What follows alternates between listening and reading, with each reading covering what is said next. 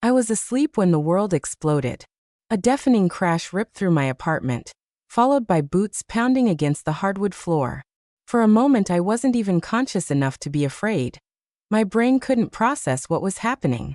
The clock on my nightstand glowed. 3:02 a.m. Before I could sit up, a beam of blinding white light cut through the darkness, slicing across my face. Hands where we can see them. Now. Cold metal fingers grabbed my wrists and twisted them behind my back. My breath caught, a sharp cry leaving my throat as someone pinned me down by the shoulder. I don't please, what's happening? I stammered, still half asleep, heartbeat thundering, adrenaline tearing through my veins like ice water. Suspect secure. A male voice called out. Bedroom clear. Suspect. They said suspect. I felt the handcuffs snap shut around my wrists, tight, too tight, and pain shot up my arms. I wasn't even sitting upright yet. I was dragged off the bed, feet scraping the floor, oversized t-shirt twisted around my body, like I was some criminal being yanked out of a hideout. Flashlights darted across every surface of my home. My bookshelf, my dresser, my shoes kicked off in a hurry earlier that night. 2 officers were tearing my closet apart, others shouting into radios, moving with frantic aggression as if they expected an armed standoff. Not me. Please, I whispered, forcing words through a tightening throat. I live alone. Tell me what's going on. No one answered. No one even looked at me. My entire body trembled, not just from fear, but from the sheer wrongness of the moment. I had never seen real police raids except in movies, and they looked nothing like this chaotic swarm destroying the sanctuary of my bedroom. Clear under the bed. Check the bathroom. Secure entry points. Their voices blurred, tangled into a storm of orders and boots and radio static. And then one voice, deeper, colder, cut through everything. Where is the boy? I lifted my head sharply. What boy? I don't know what you're talking about. Don't play games with us, the man snapped. We received a direct report that you're holding a minor against his will. A boy around 11.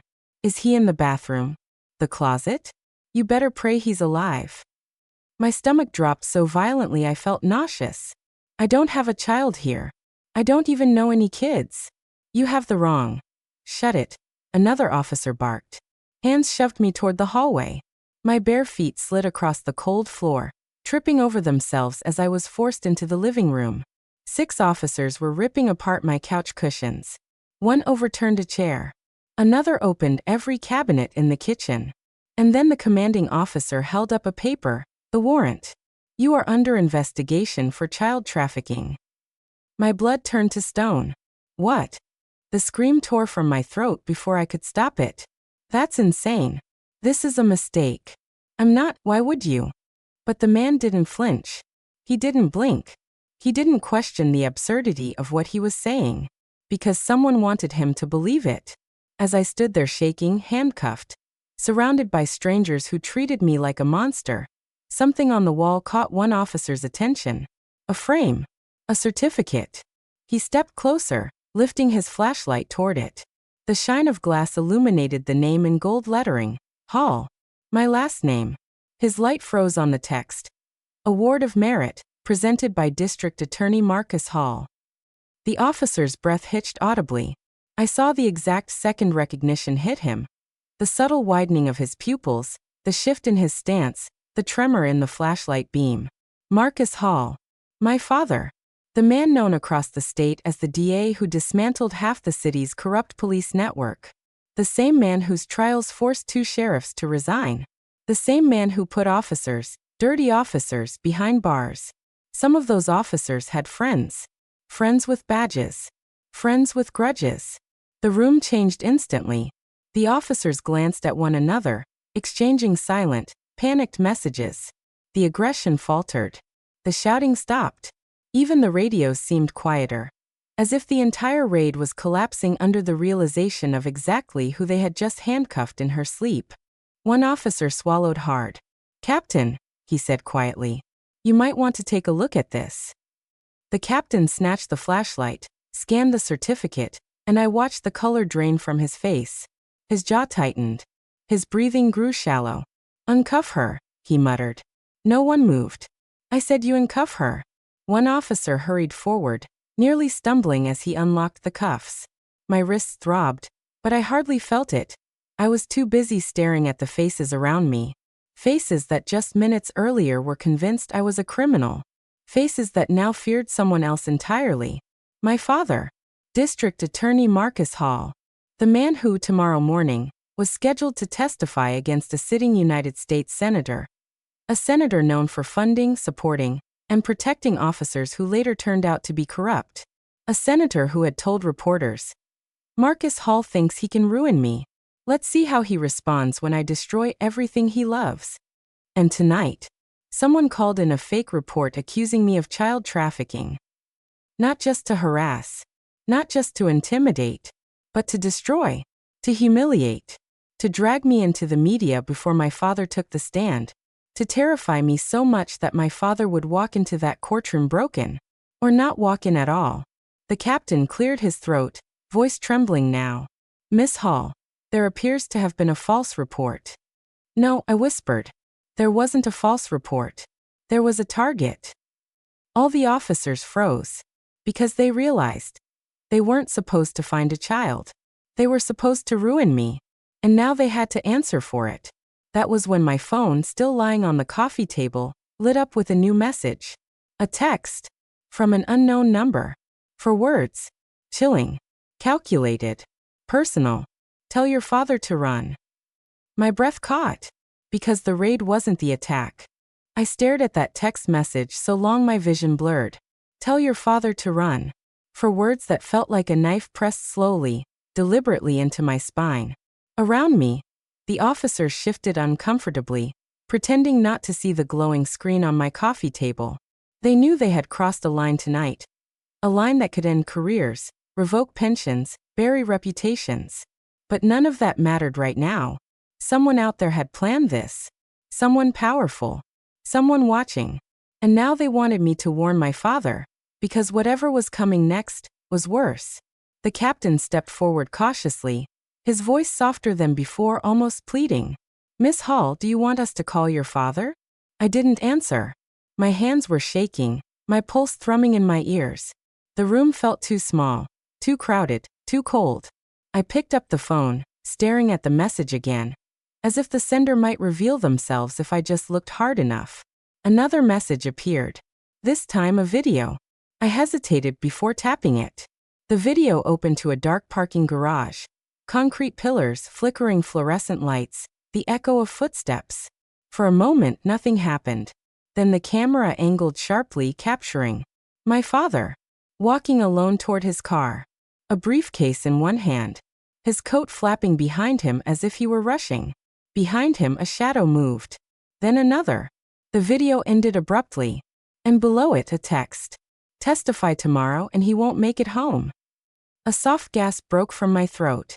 This wasn't a threat directed at me anymore. It was a promise aimed at him. One officer muttered under his breath, "Jesus Christ." For the first time, I saw fear in their eyes. Not because of the raid, not because of me, but because they realized they were pawns in someone else's game. "Miss Hall," the captain said carefully, "you need to tell us everything. Who might want to harm your father? Any enemies? Anyone with a grudge?"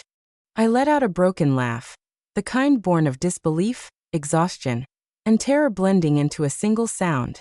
"He's the district attorney," I whispered. "He doesn't have enemies. He has lists." One of the younger officers flinched, probably remembering a name from the headlines. Someone his unit worked with. Someone who went to prison because my father dug too deep. My legs suddenly felt weak, and I sank onto the edge of the couch. The room spun slightly, my heartbeat pounding in my temples. I needed to think. I needed to breathe. My front door flew open again. I screamed. But it wasn't an attacker. It was my father. He was still in his work clothes, dark slacks, white shirt, loosened tie. His usually calm expression was replaced by a storm of panic and fury. "Where is she?" he yelled down the hallway before he even saw me. "Dad," I cried, standing so quickly my knees buckled. He crossed the room in seconds, pulling me into his arms so tightly I could barely breathe. His hands cupped the back of my head, his breath shaking against my shoulder. My God, they said officers were inside. I came as fast as I could. When he pulled back, he saw the red marks around my wrists. His eyes went cold. What did they do to you? The captain stepped forward, voice cracking. Sir, we received a report. No, my father cut him off sharply. You received an order. Silence. A dangerous kind. My father looked around the room. The drawers pulled open, furniture overturned, my bedroom door still crooked on its hinge. Then he looked back at the officers. Who sent the report? We don't know, the captain said. And for once, he wasn't lying. My father exhaled through his nose, a controlled release of rage. Of course you don't. Because the person who did this doesn't go through channels. He turned to me again, hands on my shoulders. Sweetheart, did they hurt you? No, I whispered. But Dad, someone sent me a video. His jaw tightened. Show me. I held my phone up. He watched the footage in complete silence, not blinking once, not moving a muscle. When it ended, he simply said, "They're escalating." The officers exchanged confused glances. Escalating? Escalating from what? My father stepped back, running a hand over his face. It's the senator. The captain frowned. With all due respect, sir, Senator Brooks is corrupt, my father snapped. Drug money, bribery, racketeering, human trafficking. I have evidence. I'm presenting it tomorrow morning. That word again. Trafficking. And suddenly everything clicked into place like a horrifying puzzle. The false accusation. The fake kidnapped boy. The warrant. The raid. The video. The threat. The enemy wasn't trying to incriminate me. They were trying to discredit my father by framing his daughter for the same crime the senator was about to be exposed for. My father clenched his fists. He wants me to back out of the testimony. I shook my head. Dad, he said he would destroy everything you love. I'm aware, he said quietly, staring down. I've known for weeks. My breath caught. For weeks? Before I could ask anything, my father looked up sharply, his expression suddenly different. Not angry, not afraid, determined. He came after you tonight, he said. That means he knows he can't stop me in court. The captain cleared his throat. Sir, what do you intend to do? My father turned toward the door. Finish what I started. Dad. My voice cracked. You can't go tomorrow. Not after this. They'll kill you. He paused. And when he finally looked back at me, there was something in his eyes I hadn't seen since childhood. The look of a man who had made peace with a risk he was willing to take. Sweetheart, he said softly. I'm not the target anymore. You are. I felt the room closing in on me as my father's words echoed in my skull. I'm not the target anymore. You are. Every officer fell silent.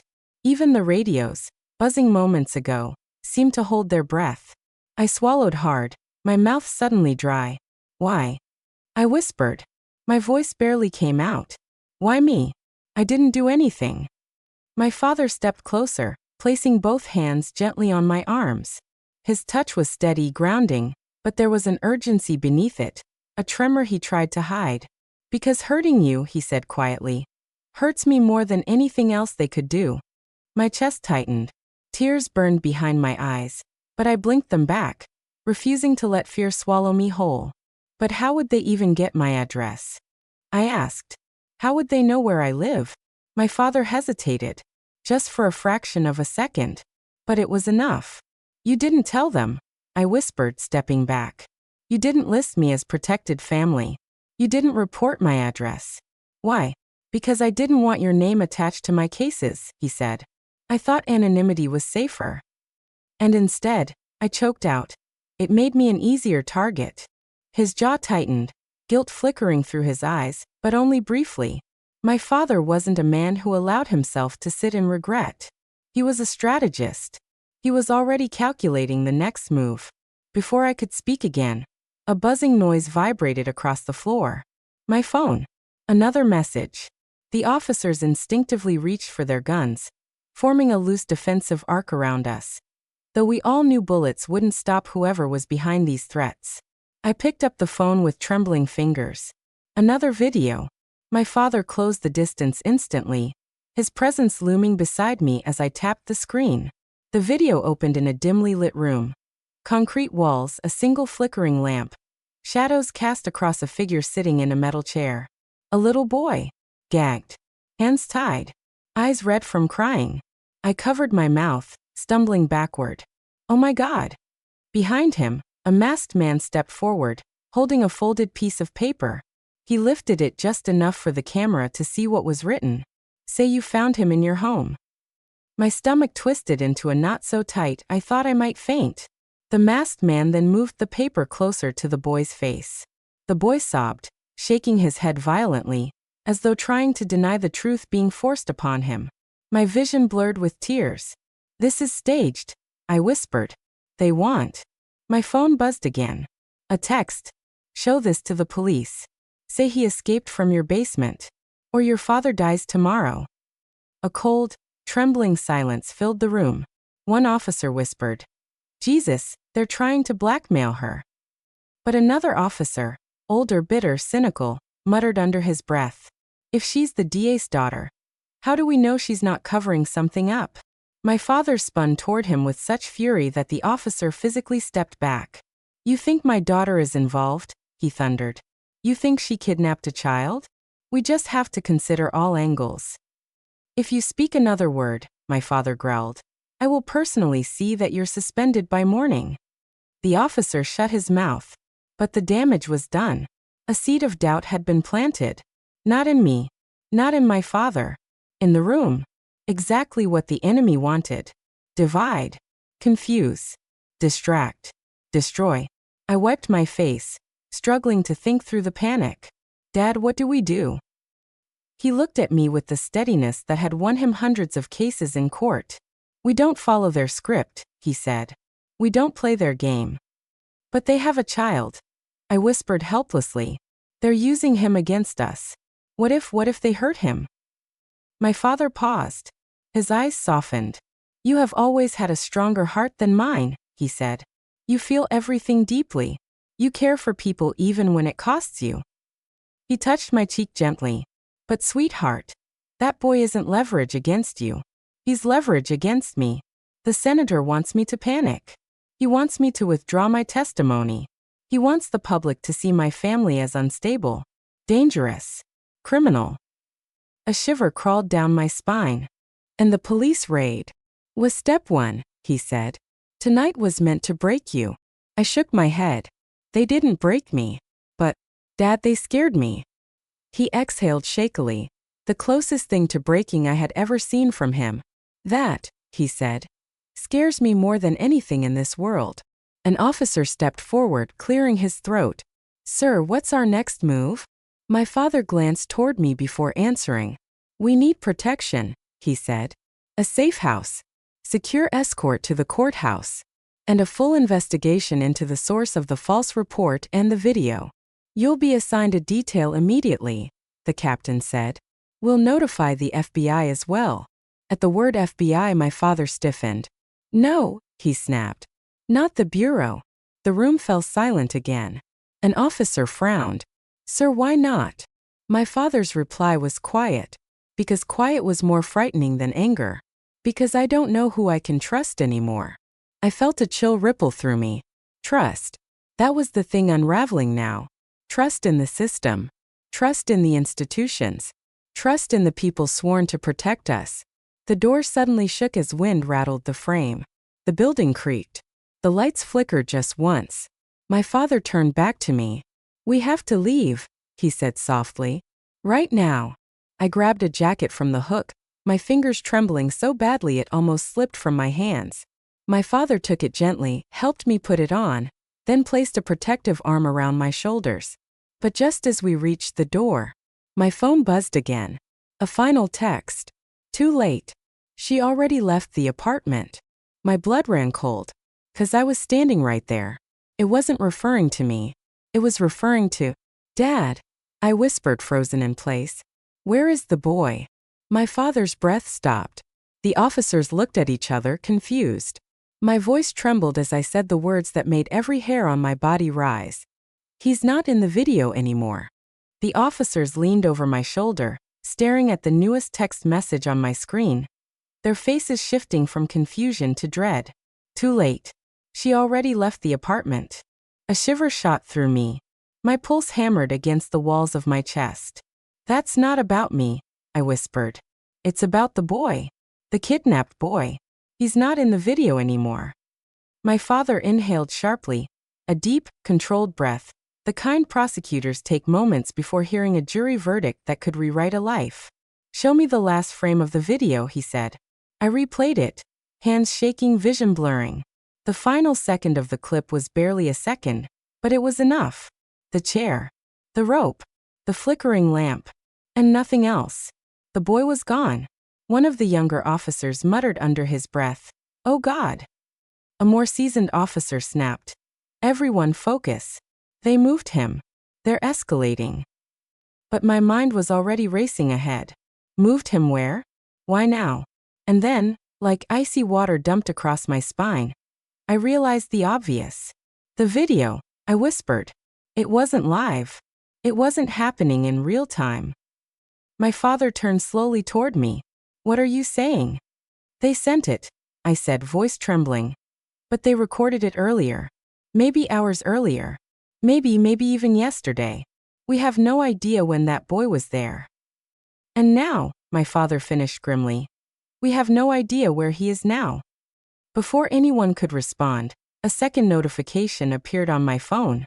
A GPS pin, sent from an untraceable number. The address beneath it made my throat close. It was less than half a mile from my home. A warehouse. Abandoned. Condemned. One of those places local kids dared each other to enter on Halloween. But this wasn't Halloween. This was a warning. "They're moving the pieces," my father murmured. "Positioning them around you. To make you look guilty. To make it seem like you were involved." My stomach twisted. "Dad, I would never." "I know," he interrupted firmly. "But they're not after the truth. They're after perception." An officer stepped forward. "Sir, we need to organize a tactical sweep of that warehouse." "No," my father said immediately. Everyone froze. "No," the captain repeated. "Sir, there's a missing child." "And if we barge in with sirens and guns," my father interrupted, "the senator's team will claim it was a setup. That my daughter staged the whole thing. And then called the police once she got scared." "That makes no sense," the captain said. "It doesn't have to make sense," my father growled. "It just has to be believable. And the media will believe anything if it hurts me." The room went heavy. Silent. Breathing became something we had to remember to do. "What do we do then?" I whispered. My father turned to me with a look I had only seen in him once before. The night he took a death threat letter from our mailbox and told me to go inside, locking every door behind me. "We get ahead of the story," he said. "How?" I asked. But before he could answer, the lights flickered. Once. Twice. 3 times. An officer grabbed his radio. "All units, we're experiencing power fluctuations on." The entire building went dark. A blackout. Not a neighborhood outage. Not a storm surge. A deliberate cut. Emergency lights flashed red along the walls, bathing the room in a pulsing glow that made everyone look like moving silhouettes. "Backup generators should have kicked on," an officer muttered. "They were disabled," my father said quietly. Again, everyone froze. And then, a loud boom. Something slamming against the outside door. Officers jumped into defensive positions. Another boom. This one harder. Then, silence. For a moment, nobody breathed. Then from behind the door, a man's chilling, measured voice. "District Attorney Hall, step outside. We only need her." My blood turned to ice. They weren't breaking in. They wanted me brought out. One officer moved toward the door, gun raised, but my father yanked him back. "No guns. That's what they want. They want a shootout so they can claim my daughter resisted arrest." "But sir." "Stand down," my father commanded. "All of you." The pounding resumed, this time faster. Harder, desperate. My father pulled me close, his hands gripping my shoulders. "Listen to me," he said, voice shaking for the first time. "They want to paint you as dangerous, as unstable, as a criminal. Everything tonight is orchestrated to make you look guilty before I testify tomorrow. But why me? I cried. Why not come after you? Because I've survived every attack they've thrown at me. Threats, bribes, blackmail. But you, his voice cracked. You are the one thing I can't defend against. Hurting you hurts me. I swallowed sobota. Dad, what if? He cupped my face abruptly. No. You are not to finish that sentence. Another boom against the door. Voices shouting. Radios crackling. Chaos building. Dad, I whispered, we can't stay here. I know, he said. Then what do we do? He took a deep breath and told me the words that changed everything. We run. The hallway outside the apartment door rattled again with another violent boom, and every officer in the room stiffened. My pulse pounded so hard it felt like it wasn't inside my chest anymore, like it was echoing through the walls. My father tightened his grip around my wrist. We go out the back, he whispered, his voice low, controlled, purposeful. Now. But there is no back exit, I whispered back. There is, he said. Not in your apartment. In the building. Follow me.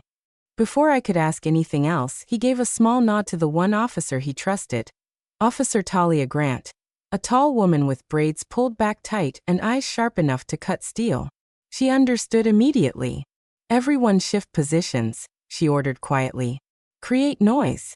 Make them believe we're preparing to breach. Officers began moving furniture, dragging chairs, shouting pretend commands. A performance. A distraction. My father squeezed my hand and mouthed, "Go." We slipped into the hallway bathroom, the one with the warped door nobody ever used. Inside, it smelled faintly of bleach and cheap industrial soap. Dad shut the door gently, not even allowing the lock to click. Then he dropped to his knees and lifted the floor mat. Beneath it, an old maintenance panel. My breath caught. "Dad," I whispered. "How did you know about this?" "I've lived in courthouses and government buildings my whole life," he murmured. "I know where people hide their mistakes." He pried the panel open, revealing a narrow crawl space descending behind the walls. A service shaft. Pitch black. Cold air rising from below. The sound of boot steps echoed downstairs. Heavy. Organized. Multiple men. They were entering the building. "They're inside," I breathed. "I know," my father said. "Which is why you need to go first." My hands trembled as I stared into the dark shaft. What if it leads nowhere? "It leads to the laundry level," he said. "From there to the parking lot." "How do you know?" He looked at me with an expression I couldn't read.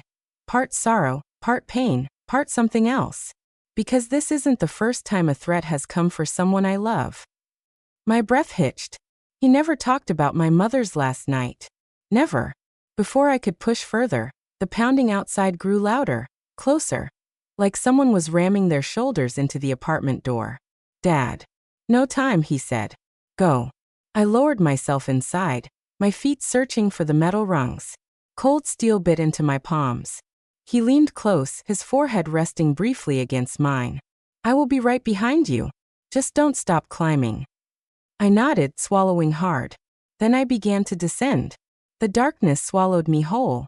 As I dropped lower, the faint red glow from the emergency lights above disappeared. Only the echo of my own breaths filled the shaft. The metal ladder creaked under my weight. From above, I heard Dad pulling the panel closed. Then voices. Male. Angry. Too close. Boots stomping. Someone shouting. "She's not here. Find the girl." Chills raced down my spine. I quickened my pace. One rung. Another. Another. My sweat made the iron slippery. My fingers burned from gripping it so tightly. Then, a metallic noise above. Someone had entered the bathroom. I froze. Another voice barked. "Panels open." She went down the shaft. My heart nearly stopped. They knew. They were coming. Then I heard my father's voice, calm but loud enough to carry. "You'll have to go through me first." A scuffle. A crash. Someone grunting in pain. "Dad." I shouted up the shaft before I could stop myself. A hand clapped over my mouth from below. I screamed into the palm, until I saw the face. Officer Grant. "Quiet," she mouthed. "Keep moving." She pointed downward, past her, toward a faint dim glow far below. I'm covering the rear. Go. I climbed faster, my breath ragged, panic clawing at my lungs. Above us, men shouted. Something metallic struck the panel. They were trying to open it. Trying to follow. Trying to reach me. My foot slipped on a rung. I nearly lost my grip, but Officer Grant steadied me. We're almost there, she whispered. A faint hum of industrial machines grew louder. Laundry level. A safe place. If anything could be called safe right now. Then suddenly, thud. A gunshot. Not inside the shaft, but so close the vibration rattled the ladder. My blood ran cold again. Was that? Your father's alive, Officer Grant said immediately, reading my fear. He knows how to handle himself. Move. I swallowed the rising panic and climbed faster. My arms burned. My legs shook. My lungs screamed. But finally, we reached the bottom. A grate, rusted but loose. Officer Grant kicked it open with a sharp crack, and cold air flooded the shaft. I crawled out first, stumbling into the dim fluorescent light of the laundry floor. Rows of machines hummed, steam rising like ghosts. Grant followed, securing the grate behind her. We exit through the staff door, she said. The one the tenants never use. I nodded, wiping sweat off my forehead. Then, my phone vibrated. A text. From an unknown number. A single sentence. You're running in the wrong direction. My blood froze. Officer Grant grabbed my wrist and pulled me toward the exit. But as we neared the door, a silhouette stepped into view behind the frosted glass. Tall. Still. Waiting. Grant shoved me behind a row of washers just as the figure reached for the doorknob. She raised her weapon. I inhaled sharply, my whole body trembling. Then the door swung open. And the man stepped inside. The door swung open with a slow metallic groan. And the man stepped inside the laundry room. No police uniform. No tactical gear.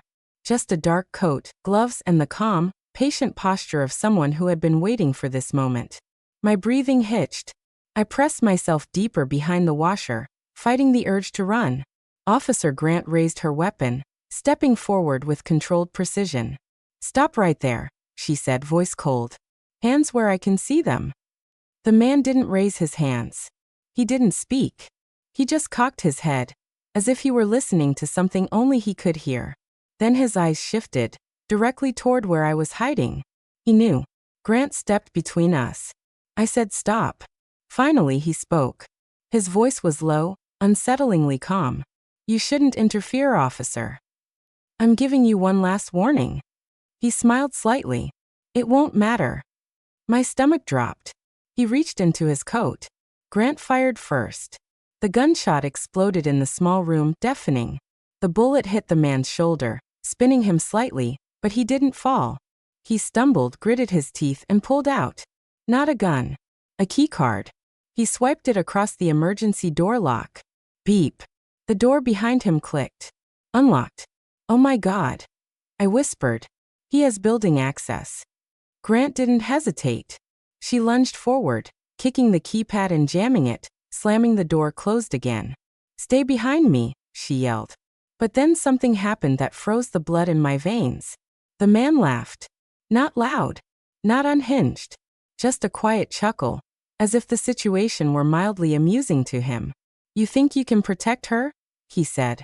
Do you even know who sent me? Grant steadied her weapon. I don't care who sent you. Drop to your knees. Now. He ignored her. His gaze returned to me. She shouldn't be here, he said softly. She was supposed to die in the raid. The words hit me like a punch to the chest. Grant fired again. This time the bullet hit him in the leg. He collapsed onto one knee, but still didn't go down completely. Instead, he gripped the washer beside him, pulling himself upright with inhuman determination. Officer, he muttered. You should run. Grant gritted her teeth. I don't run from cowards who break into women's homes. He took one shaky step forward, and she fired a third time. The bullet hit center mass. He staggered, dropped to one knee again, and this time he didn't get back up. Silence.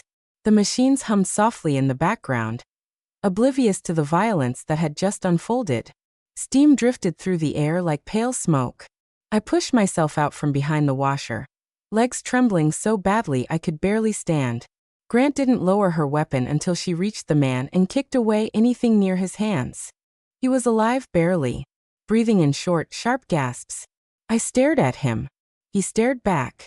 And then he whispered, "You can't hide from them. Your father won't make it to morning."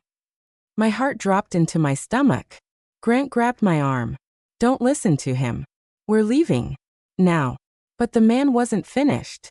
"Check his phone," he gasped. "Before they wipe it." Grant hesitated. The man coughed, blood staining his lips. "They're already coming." His head slumped to the side. "Not dead, but close." Grant retrieved his phone and shoved it in her vest. "We need backup," she said. "We need EMTs. And we need to move." This was not some random operative. I nodded numbly. My father. He was still upstairs. Still fighting. Still alone. "We have to go get him," I cried. Grant shook her head fiercely. "We go to the south exit first. My patrol car has an encrypted radio. We call in the bureau." "But my dad. If he's alive, he needs us not to get caught. If he's fighting, it's to buy you time." My breath trembled. "He's alone," I whispered. Grant squeezed my shoulder. "He's Marcus Hall. He's never been alone." We hurried toward the back stairwell, boots slapping against the concrete floor. Grant pushed open the heavy door, only to freeze. At the top of the stairs stood two silhouettes. Men. Armed. Waiting. Grant pushed me back behind her and raised her weapon. "Don't move," she shouted. But the men didn't move. They didn't run. They didn't raise their guns. They just spoke, in perfect, chilling calm. "Miss Hall, you need to come with us." My breath caught in my throat. Grant stepped forward. "She's not going anywhere with you." The men raised badges. Not police. Not local. Federal. But I'd seen enough fakes tonight. Grant didn't lower her gun. "You think I'm dumb enough to believe that?" One of the men stepped forward, showing a laminated ID through the dim light. "Agent Buckley. Internal Affairs. We received a distress call from your father at 3:27 a.m. My heart flipped. "Where is he?" I asked. The agent hesitated. And that hesitation said everything. Grant stiffened. "What happened?" The man exhaled slowly. "There was a shootout." My entire body went cold. I tried to speak, but no sound came out. The agent continued. "Your father ordered us to extract you immediately. Those were his final." "Final?" I screamed. Grant grabbed me before my knees gave out. "He's not dead," the agent clarified quickly. "He's been taken. And the men who have him want you." My breath fractured into shards. The other agent stepped closer. "We have to move. Now. We're losing time." Grant kept her gun raised. "I don't trust you." "You don't have to," the agent said. "But if we don't leave in the next 30 seconds, none of us are walking out alive." Silence. A deep, heavy, suffocating silence. Finally, Grant looked at me. "Your call," she whispered. "Do we trust them or run?" I stared at the two supposed federal agents, their badges reflecting the weak fluorescent lighting, and every instinct in my body screamed danger. Maybe it was the way they stood, too still. Maybe it was the way their hands hovered near their holsters. Or maybe it was the way they spoke my father's name, without a trace of respect. But the worst part? They weren't surprised to find us. Not even a little. I swallowed hard. My voice trembled when I finally spoke. "What, exactly, do you mean by taken?" Agent Buckley exchanged a look with the other man. Too quick, too practiced. "Miss Hall," he said carefully, "your father was intercepted by hostile actors while trying to create a diversion for you. He's alive. But not for long unless we move." My stomach twisted. Grant stepped between us, gun still aimed. "Where would you take her?" "A safe house." "What safe house?" "Classified." Grant laughed. A sharp, bitter sound. "You expect me to hand her over to two strangers with plastic badges and the word 'trust me'?" Agent Buckley's jaw tightened. "It's either us or them." He pointed subtly behind her. I turned. At the far end of the hallway, two more silhouettes appeared. Armed. Unmarked uniforms. No vayas. Grant cursed under her breath. Damn it. They're breaching from both sides. The agent stepped closer. Make a decision. Now. Grant whispered. I still don't trust them. Neither did I. My chest ached with indecision. My father's last words haunted me. If anything happens to me, you run. But run where? From who? Into what? My voice broke as I asked the agents. Do you have proof my father is alive? Buckley didn't answer. The other agent pulled out a tablet, tapped the screen, turned it toward me, and my heart nearly stopped. It was a live video feed. My father was sitting in a chair, hands bound behind him, blood dripping from a cut across his brow. He was breathing, thank God, but his head hung forward, exhausted. A masked man stood behind him, holding a gun to his temple. And then, as if he could sense me watching, my father lifted his head, looked directly into the camera, and mouthed, "Run." The feed cut to black. A scream tore out of my throat before I even realized it was mine.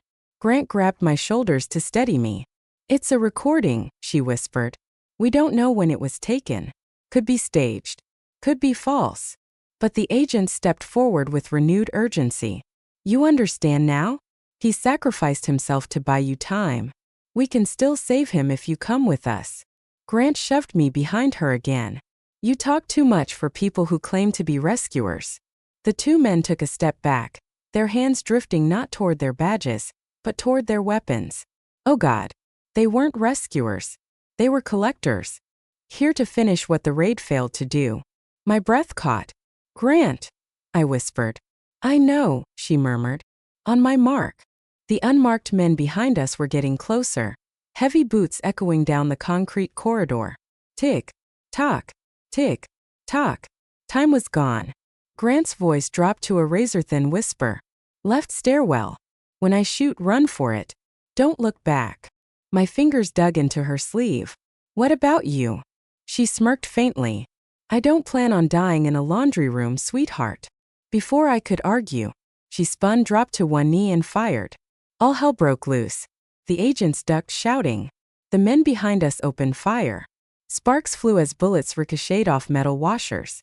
I covered my head and ran, heart slamming against my ribs like a trapped animal. Grant stayed behind, laying down cover fire with terrifying precision. My legs felt like jelly. My lungs burned. But I didn't stop.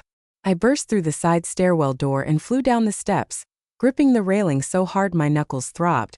The stairwell echoed with gunshots from behind. Grant screaming orders. Men shouting back. Boots pounding. More shots. My vision blurred. Every instinct screamed to turn around, to go back, to help her. But I kept running. When I reached the first floor landing, I slammed into someone. A man. He grabbed my arm. I screamed and tried to pull away, but then he spoke. It's okay. I'm with your father. I froze. He wasn't wearing tactical gear. No bite. Plain clothes. Sweat on his brow. Eyes sharp. Who the hell are you? I gasped. He pulled out a real badge. A real one. Heavy metal, not laminated plastic. FBI Counterintelligence Division. I'm Agent David Ross, he said. Your father contacted me himself. We need to move. Now. A gunshot cracked somewhere above us. Another. And another. I trembled. Grant. I know, Ross said. But if we stay, her sacrifice is for nothing. My throat tightened painfully. Is my father alive? I whispered. Ross didn't hesitate. Yes. But he won't be for long if these people get you. My tears blurred everything. He grabbed my hand. We're going out the west exit. Stick close. The stairwell door above slammed open. Voices roared. She went down. Find her. I choked on a sob. Ross didn't look back as he pulled me toward the exit. Don't stop, he said. But Grant. Don't. Stop. We reached the bottom of the stairs. He pushed the emergency bar on the exit door. Fresh cold night air hit my face as we stepped outside into the dark alley. But then, something made me freeze. Parked at the end of the alley was a black SUV. Engine running. Driver's door open. Waiting. Ross cursed under his breath. They're faster than I thought. I stared at the SUV. at the shape inside, at the glint of a rifle barrel poking out of the passenger window. My heart stopped, and the barrel aimed straight at me. The moment my father stepped through the shattered doorway, the entire atmosphere in the apartment changed. He wasn't angry. He wasn't shouting. He wasn't even breathing heavily. He was silent. And that silence scared every cop in the room more than any rage ever could. His suit was half-buttoned, his tie thrown over his shoulder, his usually composed posture replaced by something rigid, electric. A man who had been ripped out of his world and dropped into a nightmare. His eyes met mine, chained bruised wrists, the dried tear tracks down my face, and something inside him shattered. "Take those off her," he said. Not loudly, not forcefully, just quiet. Too quiet. But Officer Grant, standing beside me, didn't move. Not out of defiance, out of fear. "Sir, we were acting on a warrant," he stammered. "We received an anonymous." My father stepped closer. Every officer instinctively backed away. "You broke down my daughter's door at 3 a.m, he said, voice steady as ice. "You pointed guns at her face. You dragged her out of bed in handcuffs. All because of an anonymous voicemail." No one answered. My father looked down at my wrists with a slow, trembling inhale. "Remove the cuffs." Morales rushed forward, fumbling with the key. The metal clicked open, and my hands fell forward, weak and red. Dad reached for me. I didn't even realize I was crying until my face hit his chest. He wrapped both arms around me so tightly I could barely breathe, but I didn't care. For the first time all night, I felt safe enough to fall apart. He whispered into my hair, "I'm here now. They'll never touch you again." But when he gently pulled back, his expression shifted. From fear to calculation. He wasn't just a father anymore. He was the district attorney. The man who had spent 20 years hunting the city's most corrupt predators. He turned to the basement access panel. "You found it," he said to Morales quietly. "Yes, sir. It was hidden behind a shelving unit." My father exhaled through his nose, a sound filled with exhaustion and frustration. "That room isn't a crime scene," he said. "It's a panic structure I had installed 3 years ago when threats escalated. My daughter didn't know about it because ignorance kept her safe." The cops exchanged stunned glances.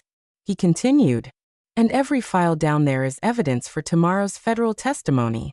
Testimony that certain people are willing to kill me to stop." Grant swallowed. "Sir, were we set up?" My father turned and looked him dead in the eyes. "You were used." A chill ran through me. The room fell deadly silent. Dad looked around, scanning the officers individually, one by one, as if assessing whether they were victims of the setup or participants. Then he said something I will never forget. "You broke into the wrong home tonight. But the people who sent you..." He paused. "I'm going to break them." The weight of his words filled the apartment like smoke.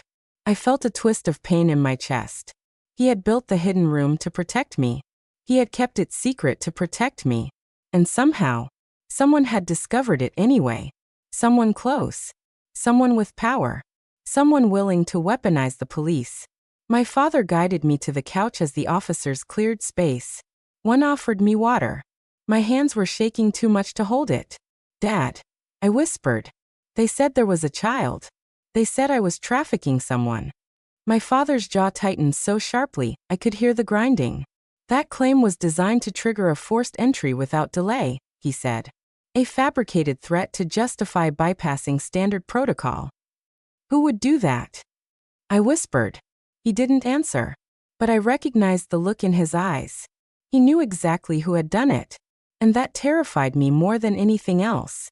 Morales stepped closer. "Mr. Hall, this raid was logged, recorded. The call came from dispatch. We followed procedure." Dad shook his head. "No. You followed what you thought was procedure." He pointed at the attic ceiling with his chin. "The footsteps she heard last night? That wasn't her imagination. Someone was in the storage crawlspace. Someone with access to this building. Someone who placed themselves above her bedroom, waiting for the perfect opportunity." The officers stiffened. Grant whispered, "So this raid wasn't about her?" Dad's voice dropped to a whisper. "It was about me. The truth felt like a punch. I suddenly remembered something.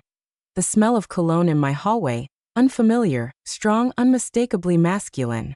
Daniel Klein, the senator my father was set to testify against tomorrow, wore that exact cologne. He was famous for it.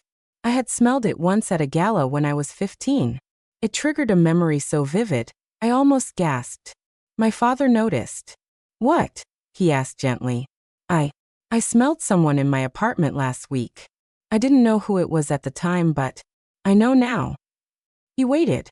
"Senator Klein," I whispered. "He was here. Wasn't he?" My father closed his eyes. And that was the answer. Grant staggered back a step. "You're telling me a United States senator broke into this girl's apartment?" "No," my father corrected. "He hired someone to." Morales cursed under his breath. Dad looked at him sharply. "Officer Morales, how long have you lived with a badge?" 13 years, sir." "Then you know when something isn't adding up." Morales nodded. This was too clean. Too fast. Too targeted. Dad leaned forward. "Which means someone inside your precinct is working for Klein." The air froze. Grant whispered, "Oh my God, we just did the dirty work for a corrupt politician." Dad stood up. "You didn't know. That makes you witnesses, not accomplices." Morales nodded. "What happens now?" My father glanced at me. "We keep her alive," he said. "Until tomorrow morning." He paused. "And until I take Senator Klein down publicly, under oath." Then, bang! A gunshot exploded through the window. Glass shattered everywhere. Officers dove to the ground. My father tackled me off the couch, shielding my body with his own. Outside, tires screeching. A car accelerating away. A dark silhouette leaning out the window. They hadn't come to intimidate us. They had come to finish the job. And we had just run out of time. The gunshot exploded through the window like lightning. Glass rained over us, sharp and glittering. Officers dove behind furniture. My father wrapped his arms around me, pulling me to the floor, covering my head with his hands. Another gunshot. And another. Someone was trying to kill him. No, kill us. Outside, tires screeched as a black sedan vanished into the night. Silence followed, but not the kind you recover from. The kind that deepens every wound. The safe house. Within minutes, the apartment was swarming with agents. Secret Service. Federal marshals. Local detectives. People I'd never seen before, but who seemed to know exactly who my father was. And how many enemies he'd made. They escorted me down the stairs, shielding me with bulletproof shields, flashlights sweeping every shadow. I didn't look back at the apartment. I didn't want to see the shattered glass, the broken door, the life that wasn't mine anymore. In the armored SUV, my father finally spoke. "You are not going home again," he said, voice quiet, trembling just a little. "I should have prepared you. I should have told you everything." And for the first time, I saw fear in his eyes. Not fear for himself. Fear for me. The night before the testimony. The safe house was small, anonymous, too bright, too quiet. A place built for people waiting to testify against monsters. My father paced all night, studying files, practicing statements, making calls on encrypted phones. I lay awake, watching him. He looked older, tired, like a man carrying the world on his shoulders, and knowing someone was trying to crush him beneath it. Around 4 a.m., he finally sat beside me. "They targeted you because they know I love you," he whispered. "And because they're out of ways to silence me." My throat tightened. "Dad, what happens tomorrow?" He exhaled slowly. "Tomorrow, I tell the truth. And when I do, everything changes." The courtroom, 9 a.m. The courthouse was surrounded by media, flashing lights, armored vehicles, barricades. The world already sensed something was about to break. Inside, the air was thick with tension. Senator Daniel Klein sat at the defense table in a perfect suit, smiling, like he already owned the outcome. He didn't look at me. Not directly. But I saw the satisfaction in his eyes. He thought he had won. Then my father walked in. The room erupted in whispers. He took the witness stand, swore his oath, adjusted the microphone. Klein leaned back in his chair, confident. My heart hammered. My father began. For the last 6 years, Senator Klein has engaged in systematic corruption of the justice system, including bribery, extortion, and illegal surveillance. Klein's smirk twitched. Dad continued. And when he realized he could not buy me, he attempted to kill my daughter. The room froze. Gasps. Reporters jolted upright. Judges exchanged glances. Klein shot to his feet. That's a lie. Dad raised a hand calmly. I have evidence. And then he said the words that changed everything. I have the recording. My breath caught. The safe room. The cameras. My entire apartment had been wired to capture any unauthorized entry. Dad pressed a button on the playback remote, and the courtroom filled with a man's voice, low, calm, unmistakable. Break into the girl's home at 3 a.m. Plant whatever you need. Make sure Hall never testifies. Senator Klein's voice. The room exploded. People shouting. Judges pounding the gavel. Agents rushing toward the defense table as Klein tried to run. They tackled him to the floor. Cameras flashed like fireworks. My father didn't move. He just closed his eyes, as if finally, the weight he'd carried had been lifted. After the fall, they let Klein out in handcuffs. I saw the terror in his eyes now, and for the first time, I felt powerful. My father stepped down from the stand and came to me. You saved me, he said. I shook my head. You protected me first. He smiled, the first real smile I'd seen in days. Agents surrounded us as we walked out of the courthouse into the morning sunlight. The city felt different. The air felt lighter. The danger was still real. But the worst was behind us. For the first time in a long time, I felt free. The real end. That night, back in the safe house, my father sat beside me again. Tomorrow, he said softly, we'll find you a new home. Somewhere no one can ever reach you again. I leaned my head on his shoulder. Maybe, I whispered. I don't want a new home. What do you want? He asked. I took a slow breath. I want my life back. He nodded. And for the first time since that terrifying night, I believed I could have it.